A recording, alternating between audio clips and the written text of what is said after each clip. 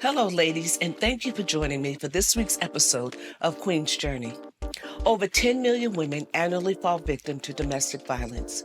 This systematic pattern of power and control includes physical violence, sexual violence, threats, economic, and psychological abuse.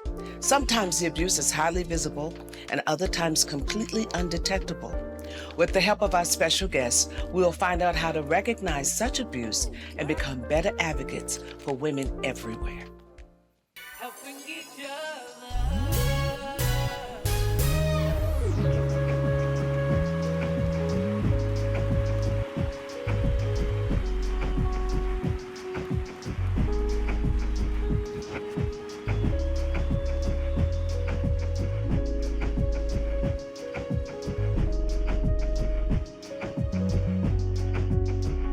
Welcome to Queen's Journey. I am your host, Janine McBath.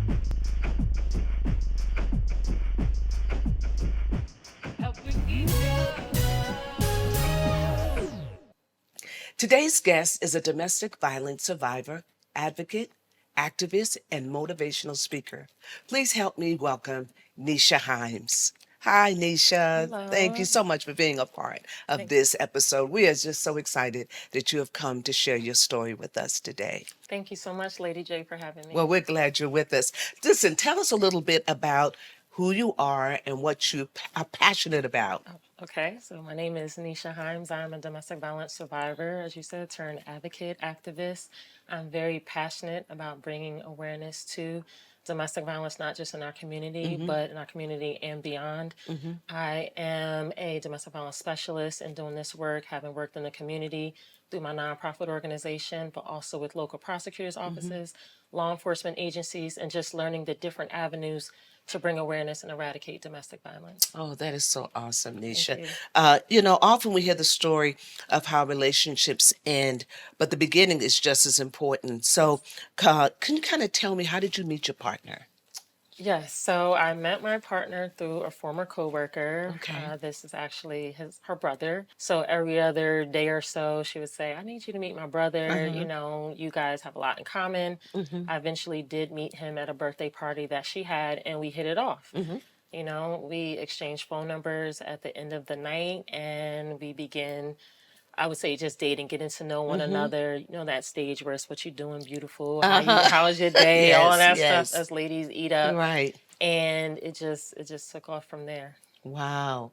Now, you didn't know anything more about this partner other than just meeting him for a date and No, so I knew what she had told me. uh-huh. Well, you guys, very driven, you're Mm-hmm. very goal Mm-hmm. oriented. He's a good dad. He has a good job. These Mm-hmm. things, and then when we met that night at her birthday party, we hit it off. I noticed he had a sense of humor. We Mm-hmm. both loved to dance. Mm-hmm. He smelled good, all of that stuff. So Yes, okay. just Yes, we. yes. It was just one of those things where it's like, okay, and having been out of a relationship for several months at that point Okay. and just looking to test the waters, I guess, get back out there. So then we began the course of getting to know one another through conversation. So talking on the phone, texting every now and then, and eventually started going on dates here and there. So in the beginning, no, I absolutely did not know Wow. any of the signs or the red flags that I would later come to see. Wow. I mean, he put his best foot forward. Yes, His, okay. yes. And I think it was either red flags that I didn't know were red flags Right. or chose to ignore. Wow. Okay. Well, first in relationships, there are also memorable ones. There are first dates and first kiss and so on. When was the first time that you saw that your partner was abusive, either verbally or physically? That's a great question. Yeah. So I think when we ask that question, a lot of people just assume, oh, when's the first time they hit you? Not realizing that the abuse oftentimes starts before it even becomes physical Mm-hmm. and before it even becomes verbal. You know what I mean? A lot of people don't know about the gaslighting or the Mm-hmm. isolation or the manipulation. So knowing what I know now, Mm-hmm. I know that there were signs again beforehand where if I didn't answer the phone, let's say by the second ring, maybe it took the fourth or the fifth ring, then it was who you talking to, who was at your house, why you didn't answer the phone. It was things like, because I do spoken word, so, well, Mm-hmm. I don't want you to go to the open mic today. Why don't we just spend time together?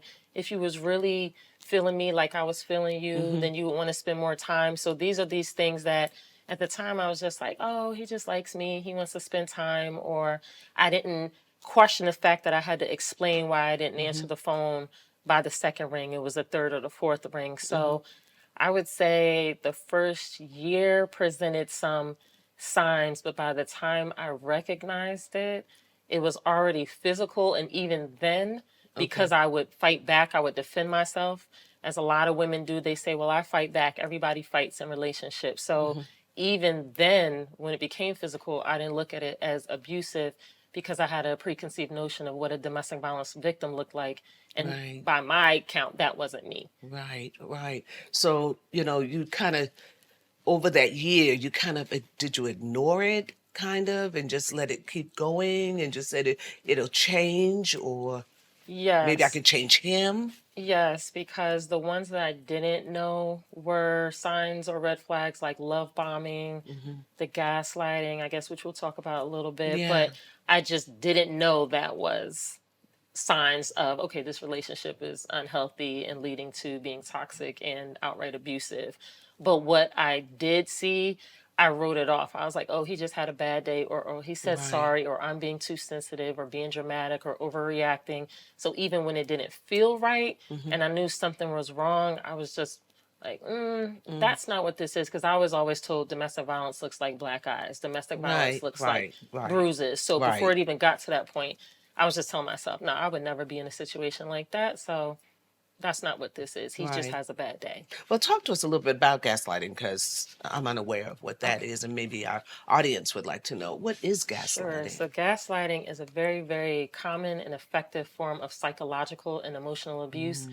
It's when the abuser makes you question your perception of reality or judgment. Mm. It started from a play back in 1938, I believe, in which there was this guy, he married this. Turner Classic Movies. Yes, Yes. yes, Yes, yes. he married a rich woman, That's and the right. whole point was to make her feel like she was It's losing her crazy. mind That's right. so that he could gain access to her riches. So then it Right. later turned into a movie in the That's 40s, right.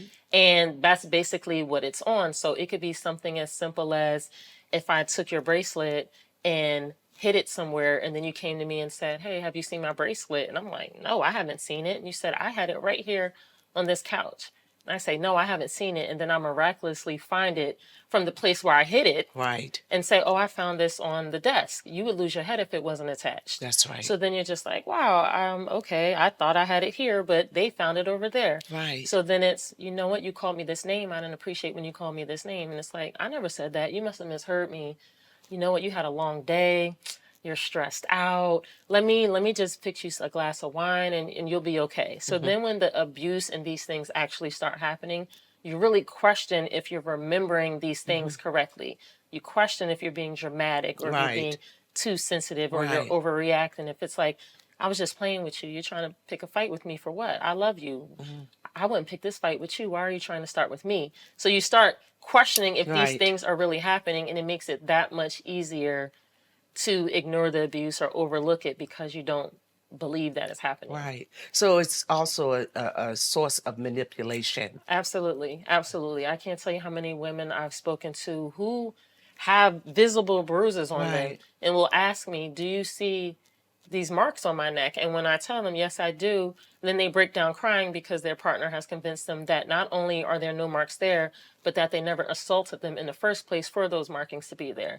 I've spoken to women who have been pushed down the stairs, but have been convinced by their partner that they tripped and that they tried to catch them and save them.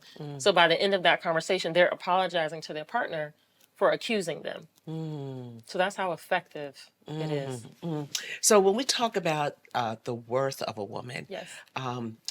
when you were going through this in that year, how did you feel? Did you feel like you didn't have value, or, I mean, talk to us a little bit Yes. about that. So this was a 5-year long relationship. And as I tell people, once they get you mentally, the rest is easy. So domestic violence, abusive relationships don't start off like you go on your first date. This person slaps you before dessert comes out, and you say, oh my goodness, they're abusive. I'm not going to date them anymore. I'm not going to talk to them anymore. It's really a gradual pattern of power and control. That's what abuse is about. An example I always give is, let's say you had a frog and you had a pot of boiling water. You put that frog in that pot, they're going to immediately jump out. But if you put it in a pot of lukewarm water and gradually turn the degree That's up right. every other day or so, It doesn't recognize that No. it's in danger. Mm-mm. So for me, I'm in this pot of lukewarm water, and day by day, every other day or so, my self-worth, my value, all of that is just being chipped away. So it got Yes. to a point when he started outright telling me, nobody wants you, you'll never amount to anything, you're ugly, you're stupid, you're worthless. I started to believe it. And then Mm. once I started to believe those things, by the time it became physical, it was easier for me to stay in that relationship because I was like, well, I deserve this. Nobody wants me. He's right. My other Mm. relationships didn't work out. I do have two children, two different fathers. He's right. I am in this job working in this cubicle and not going anywhere. He's right. So all of these things, every time he said it was like, he's right, he's right, he's right, he's right. Mm. So it was easy for him to gain that power and control because I felt like I deserved everything he was dishing to me. Wow, wow, wow. Well, it is said in the average, it takes 7 attempts before a survivor Yep. permanently leaves an abusive partner. When was the moment you decided, I got to leave this? Yes. And that is such a true, because I think it was right about 7 times. And it's not even you get abused 7 times and that Yeah. seventh time you're like, oh, I'm out. It's you can be in an abusive relationship for months before you make the first attempt, and then another year before you make the second attempt, and another year before you make the third attempt because there's so many different barriers. For me, what it was, I was in this outright abusive relationship. I've had broken bones, black eyes, I've been strangled, I've been called names just too horrific to even Mm. say here. But the final straw for me was during the course of an argument, Mm-hmm. and he was accusing me of messing around with someone else, not being where I said I was. Mm-hmm. And he called my mother and my sisters, who I'm very close to, the N word. Mm. And why that stands out is because this was an interracial relationship. Mm. So when you add that component in, when you have someone calling you worthless for months and years, but then when they say you're a worthless black, whatever, you're a dumb black. So when you add that racial component into Mm. it, Mm. so for me, it was one thing for me to not stand up for myself, but it was another for me to not stand up for the women I love most, and they weren't there to do it for themselves. So that was the final straw for me. Now, your family, I mean, how did they become a part of your rescue, kind of? And they didn't know. And I'm very, very close with my family. So I'm from New Jersey originally. So Mm-hmm. most of my family is in New Jersey. So it's very easy to say, oh, yeah, I'm fine when they live states away. And my father is here in the area. And again, oh, yes, daddy, I'm good. I'm fine. So no one's seeing me disappearing on this island. My friends are noticing that I'm not going to open mics, or I'm canceling all of our hangouts and all of Mm. that stuff. But nobody really knew what was going on because I was so ashamed and embarrassed and just felt like I didn't know what to do. And the one time I decided to speak out and ask for help to someone who wasn't related to me or anything, they laughed, Wow. So it was just difficult. And to this day, my mom, it's hard for her to hear everything, but they were very instrumental in my survivor's journey once I found the strength to Now, leave. did you have children during this time? No, thankfully, Okay. no. I do Okay. have two children from Okay. a previous Okay. relationships, but Okay. no, I do not have children, and it was still very difficult to Right. get away. So when you add those components of having kids or pets or joint property or anything like that, it makes it that much harder to get away from this person. Wow. Wow. How long did it take you after you made that attempt to break away Hmm. for you just to reclaim who you were? I'm still doing it. When you leave a relationship like that, I left and the end of 2012 and still dealt with things and trying to get away from him Mhm. from good for good. I still have emails even from 2013, 2014. So when I say, oh, I left for good in 2012, there was almost that time where I almost went back, even after the last time or the last time. But it's still an everyday journey. The thing about healing, it isn't linear, it's up and down. Sometimes there's good days and sometimes it's ugly days. You don't see any bruises or anything on me, but I still struggle with proving to myself I'm enough. So I think that's what drives me. I'm such a go getter, but almost to a fault where it's like Right. I have to say, this is good enough. This is good enough. So it's an everyday thing, but I do think I'm amazing. I'm dope. I think I mean, one of the You are flyest people I know. amazing. I mean, As I think You are every woman amazing. should. I You think you are. should. Your crown matches every outfit. That's Yeah. something I say. So why not put it on That's right. today? That's right. So You're beautiful. thank And, you. for you to even have the courage to share your story, we really, really appreciate that. Thank you. Well, ladies, we've got to take a break, Yes. and I'm going to be right back. As a motivational speaker and domestic violence education specialist, Nisha Himes provides consulting services, training, and workshop facilitation to both individuals and corporations, empowering and enlightening many in the realities and truths of domestic violence. With her background as a survivor turned specialist, she took her activism and established Grow Foundation, Inc., a nonprofit providing aid to survivors rebuilding their lives after abuse. The GROW team helps connect individuals and families affected by domestic violence to resources and work to support local organizations in their efforts to eradicate domestic violence.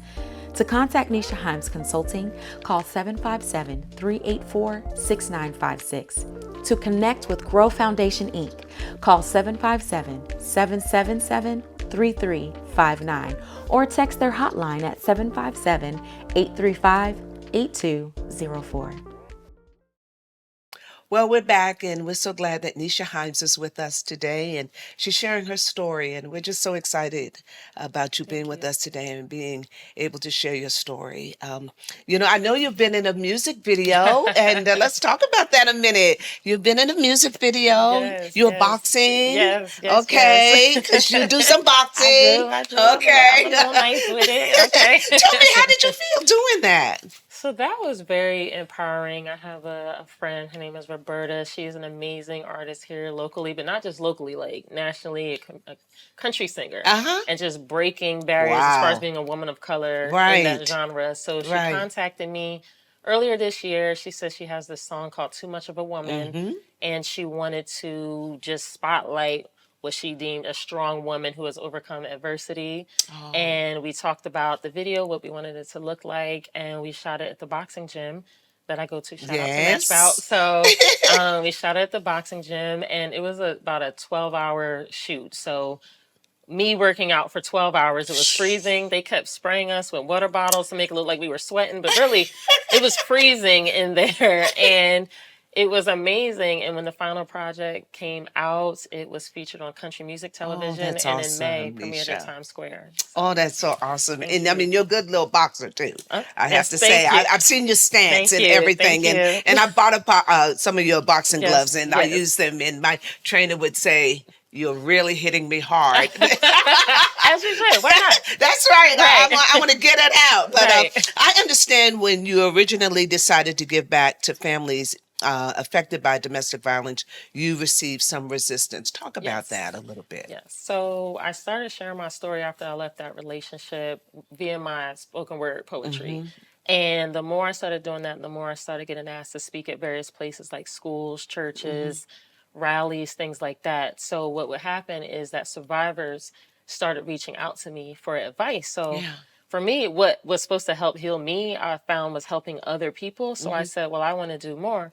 So I started applying for jobs at like shelters and prosecutors' offices and things like that. And something that I kept getting told was that I didn't have the right experience because I didn't have a degree.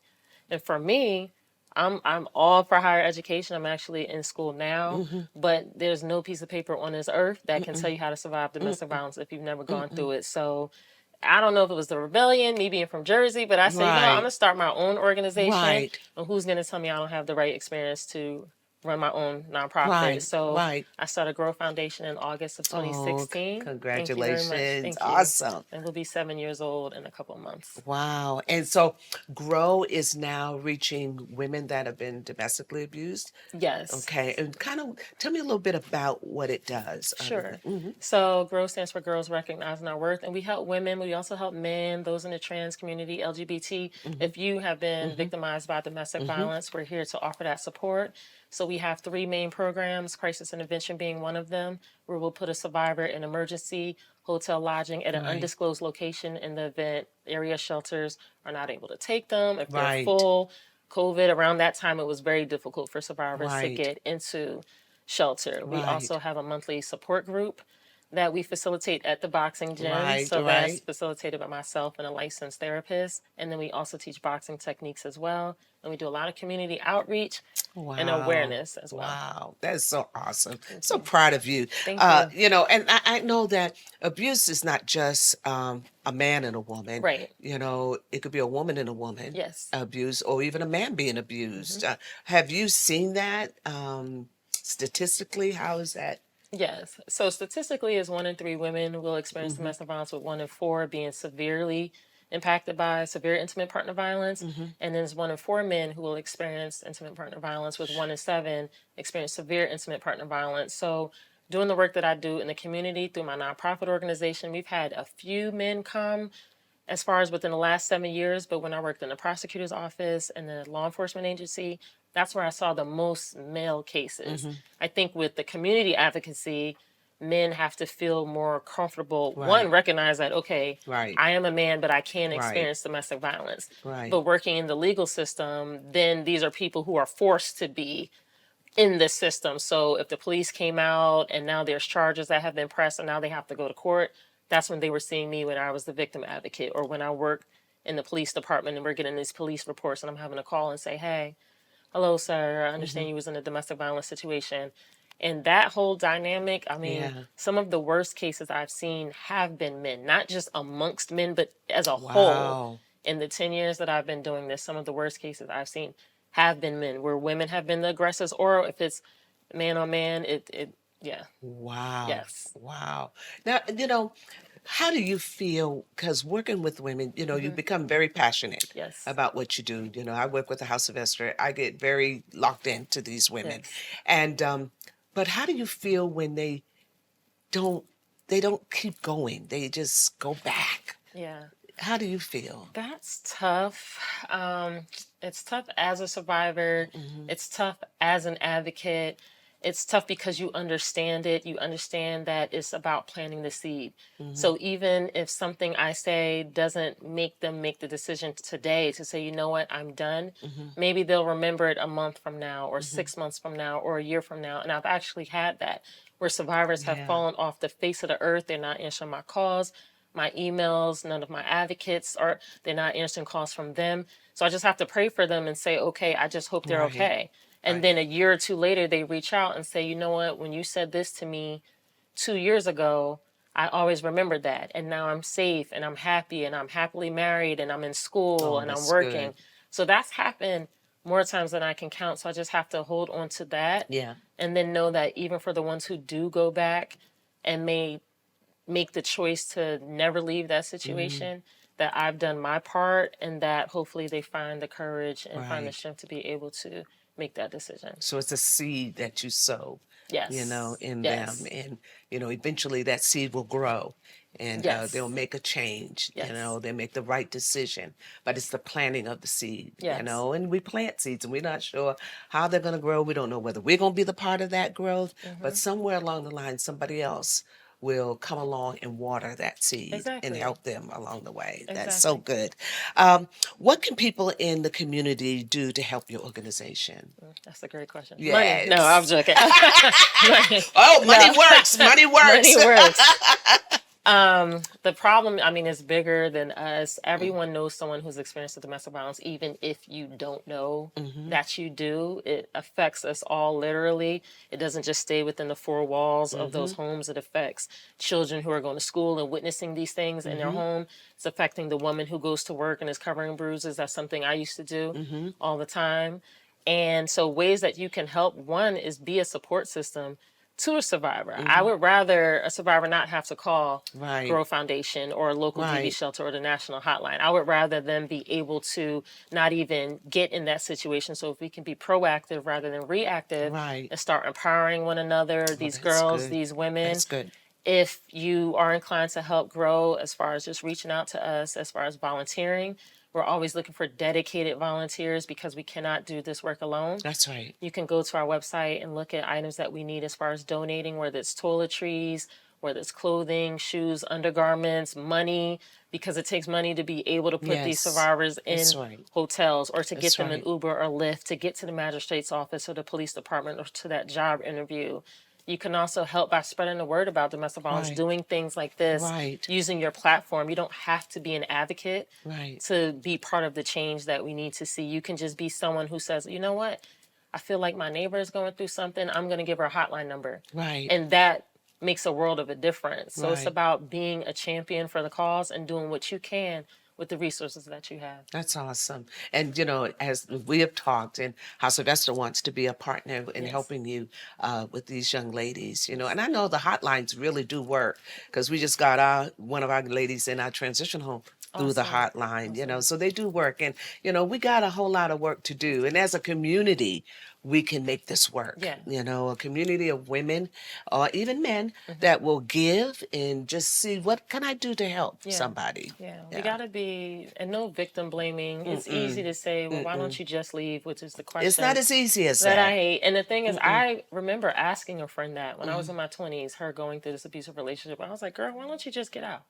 And she shut down and never talked to me about that relationship again. And now Yeah. I see why. Nice. So it could Yeah. be changing the narrative instead of saying, why don't you just leave? What are the barriers preventing you from getting to safety, and how can I help you overcome those barriers? Yeah. Essentially asking the same thing, but one is very empowering and one is very accusatory. Right. It's very easy for us to be judgmental Yes. to another and say like that, just get out. Right. But they don't understand the pain in Right. just walking through just how they feel about themselves and those kind of things. And Right. so, we have to be careful Right. of that kind And of the most stuff. dangerous time is when they're leaving. So Yeah. we have to think about that. They're That's right. most likely to be killed That's when they right. have left or are looking to leave. That's right. Wow. Wow. Well, Nisha, before we close out this week's episode, we wanted to ask you one thing could you not leave home without? Jeez. And you know what? I should have had this answer before. One thing. One only thing. one? Yeah. Well, you can No, do two. there are I'll let two? you do two. I'll let you do two. Okay, one thing is my gym bag because I'm always going boxing. So Okay. I'm literally going there when I leave here. And something that I'll always leave home without, but something I have to always have is chocolate chip cookies. Really? Why not? Why chocolate I chip deserve it. cookies? Because it's like the Beyonce of cookies. Now, why not? But people sometimes say it's basic, and you got those snickerdoodle people or those no raisin, but nah, chocolate chip cookies. Chocolate chip You get me a cookies. good chocolate chip cookie, fresh baked, Wow. then I know you really care. And so that's why you work out, because you be eating chocolate chip cookies. Yeah, I literally was eating chocolate chip cookies before I came here today. So. Well, see, I watch you when you work out, and I'm like, she works out really hard. I can't do that. But I see why, because you eat those chocolate chip cookies. That's why. Right. Okay. Well, we're so glad that you have been with us. And we're glad that you were able to share your story, because somebody is going to be touched by this story today. so. And, they're on the brink of wanting to make that decision. And I just pray that after hearing you today, that they are going to say, yes, I can do this. If she can do hope it, so. I can do it. hope So so. thank you so much for Thank being you for with having us. me. Thank you. Who stole your worth? Was it physical and the bruises remained covered? Unrecognizable to anyone else but yourself? Or was it mental, wreaking havoc every waking moment? Queens, let us change that narrative today for tomorrow. Your worth is priceless, and we are here to free you from anyone who says less. I hope you found today helpful, and I look forward to our next gathering, showing and sharing how we do life together to strengthen and to encourage one another along this Queen's journey.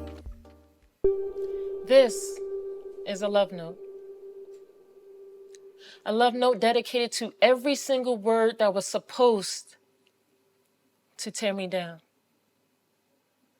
Syllable by syllable, letter by letter. 26 reasons to leave, but only needed 2 to stay. You and I. This is for every adjective that couldn't describe words in pain, and every noun I tried to remember when you forgot you said you'd change. All I knew was I didn't feel like a person. I hated this place, but I was too afraid to get my things.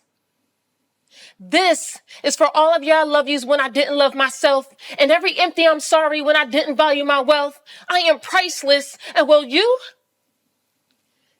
are sorry. You are sorry. Yet I remember every single gasp of air that you ever stole from me. deflating my lungs like the heart-shaped balloons that you gave me in February. But this was June, and yet you were still cold. Your hateful words morphed into verbs, and the violence always had a comma after it. It seemed no matter the time of month with you, my period was always late. I give this to every broken bone that ever healed before my heart did. For every black and blue bruise that painted my body like canvases kin to my ancestors. Whipping my so-called disrespect into shape. You beat me, and you beat me, and you beat me. Or so you think you did. But I stand here tall, today and forever, backbone as straight as the line you crossed all those years ago, head held high, wearing a crown made of 24-karat confidence, no longer a slave to the notion that I will die a victim, but rather live a victor. I'm a survivor. I'm a survivor that did more than survive. I became alive. I became a fighter. I became a fighter armed with the love of self, my family, and a voice for the voiceless. A shoulder to catch the tears of the worthy who feel worthless. A soulmate and a God who proved my pain had a purpose. I'm a survivor. I've been kicked. I've been hit. I've been broken. But I've never, ever been beaten. Helping each other.